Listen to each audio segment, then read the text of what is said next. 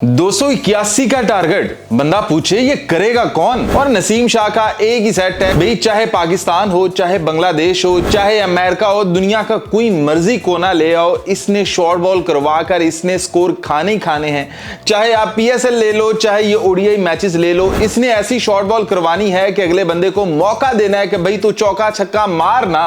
वो 50-50 गेंदे, 40-40 गेंदे, कोई छक्का चौका नहीं मारते हैं, वो सिंगल डबल लेकर गुजारा कर रहे हैं। लेकिन जैसे ही नसीम शाह आता है और नसीम शाह के ओवर के अंदर एक चौका, दो चौके पक्के हो जाते हैं। और शाहीन शाह अफरीदी ने तो आज 4 विकेटें निकाली हैं। बंदे ने आखिरी ओवर के अंदर 5 यॉर्कर्स करवाए हैं, यानी कि फुल लेंथ डिलीवरीज करवाई हैं और बताया है कि मैं ऐसे यॉर्कर करवाया करता था। जबकि नसीम शाह ने भी आखिरी जो 2 गेंदे हैं वो बिल्कुल एक्यूरेट यॉर्कर्स करवाए हैं। और क्या क्लीन बॉल्ड किए हैं उसने दोनों। और जो उसने डैमेज किया था अपनी प्रीवियस बॉलिंग से और जो फील्डिंग से उसने किया था, उसका खमियाजा थोड़ा सा भरा है उसने। लेकिन भाई पूरी टीम के अंदर सबसे सुस्त बंदा ये है, जबकि सबसे यंग बंदा ये है और इसको सबसे एक्टिव होना चाहिए। लेकिन एक्टिव कौन है? बाबर आजम है। बाबर आजम भाई फील्ड के अंदर एक एनर्जी पैदा की हुई है।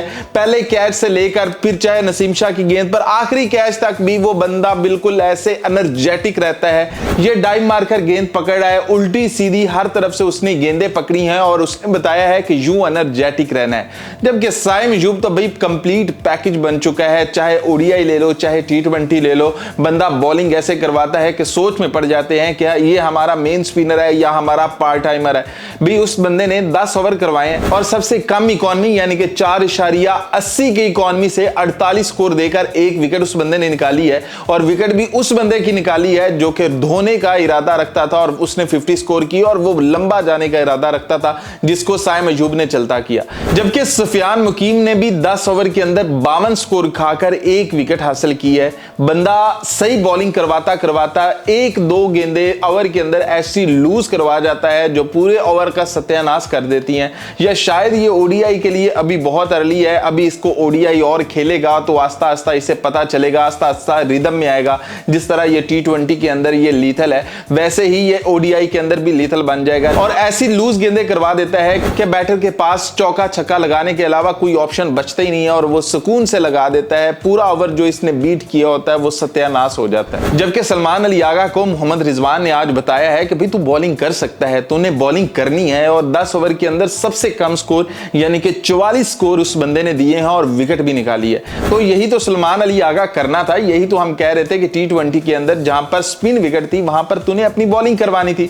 लेकिन तुम कप्तान थे, वहां तुम्हारी चली नहीं। लेकिन यहां पर मोहम्मद रिजवान कप्तान है और उसने अपनी चलाई और तुमसे बॉलिंग करवाई और बहुत अच्छी बॉलिंग की है। जबकि फहीम अशरफ की समझ नहीं आई कि वो पाकिस्तानी टीम में क्यों आया, क्योंकि उसकी जगह इब्रार अहमद बेहतरीन एग्जांपल थी कि भाई वो पाकिस्तानी टीम के अंदर होता, 2 पार्ट टाइमर होते और सुकून से वो चल जाते। अगर आपको फास्ट बॉलिंग की एक और ऑप्शन चाहिए थी तो आपके पास हुसैन तल्लत था। हुसैन तल्लत किस मर्ज की दुआ है कि भाई वो आपके लिए बेहतरीन फास्ट बॉलिंग कर सकता है और कम अज कम उसकी फहीम अशरफ से इकॉनमी अच्छी है, वो इससे अच्छी इकॉनमी के साथ बॉलिंग कर सकता है। अब देखना यह होगा कि पाकिस्तानी बैटिंग इसका जवाब कैसे देती है, देखना यह होगा कि बाबर आजम जवाब कैसे देता है, देखना तो यही होगा कि बाबर आजम कैसे इस इनिंग को लेकर जाता है। क्योंकि सबकी नजरें सिर्फ 2 जगह पर हैं, एक है बाबर आजम की परफॉर्मेंस और दूसरी है पाकिस्तान की जीत। और अगर वो जीत बाबर आजम की परफॉर्मेंस के साथ जुड़ जाए तो उससे बेहतर कोई और जीत हो ही नहीं सकती।